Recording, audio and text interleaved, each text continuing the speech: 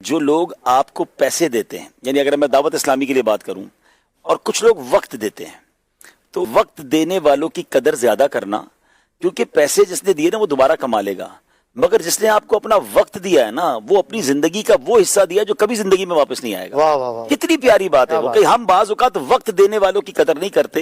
اس میں as a مبلغ، as a Madani channel کے جو ہمارے اسپیکرز ہیں، علماء کرام اگر مجھے سن رہے ہیں کہ آپ کو اگر کچھ لوگ سننے آتے ہیں تو انہوں نے اپنی لائف کا کوئی پارٹ آپ کو دیا ہے جو دوبارہ ان کو نہیں ملے گا۔ اب آپ کی ذمہ داری کہ اس پارٹ آف دا لائف میں آپ انہیں کیا دے رہے ہیں، آپ کی تیاری کتنی اچھی ہے، آپ ان کو کیا جی سمجھے اس کے بدلے کیا دے رہے ہیں۔ کسی آپ ہائیلی پروفیشنل سے اگر اس کو کہنا کہ 1 گھنٹے کی اسپیچ کے لیے آپ آ جائیں یا 2 گھنٹے کی ورک شاپ لیں تو وہ آپ 1 گھنٹے یا 2 گھنٹے کے چارج کرے گا کہ میرے اس 1 گھنٹے کی فیس اتنی ہے، میرے 2 گھنٹے کی لیکچر کی فیس اتنی ہے۔ بالکل اسی طرح دنیا میں بہت ساری جابز ہوئے ہیں جو پر آور جاب ہیں کہ 1 گھنٹے کے اتنے ڈالر، 1 گھنٹے کے اتنے پاؤنڈ۔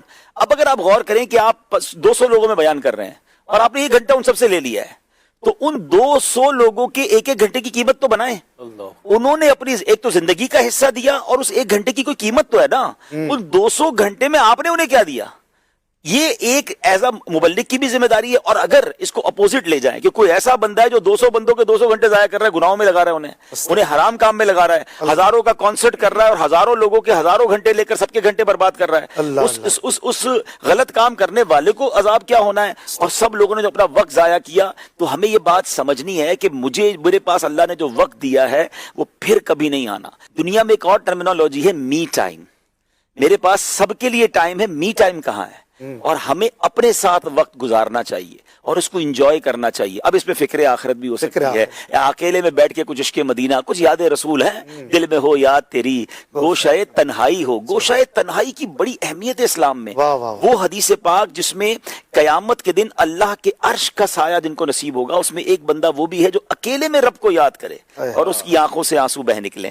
تو تنہائی کا تہجد میں پڑھنا، تنہائی میں تہجد پڑھنا، تنہائی میں دعا، تنہائی میں آنسو بہانا، می ٹائم میں اینالائز بھی اپنی ذات کو کر سکتا ہے بندہ۔ آپ نے دیکھا ہوگا کبھی کبھی ہم اکیلے جہاز میں سفر کر رہے ہوں، انسان اپنی زندگی کو پورا اینالائز کر رہا ہوتا ہے، اپنی عادتوں کو اگر اینالائز کر رہا ہوتا ہے، تو می ٹائم کی بڑی اہمیت ہے۔ خود سرکار دو عالم علیہ الصلوۃ والسلام کی زندگی کا معمول یہ تھا کہ اگر ٹائم مینجمنٹ سیکھنی ہے تو نبی پاک علیہ الصلوۃ والسلام سے سیکھے نا۔ کہ آپ نے اپنے وقت کے 3 حصے کیے ہوئے تھے، ایک حصہ اللہ کی عبادت کے لیے، ایک حصہ اپنی فیملی کے لیے، اور ایک حصہ اپنی ذات کے لیے۔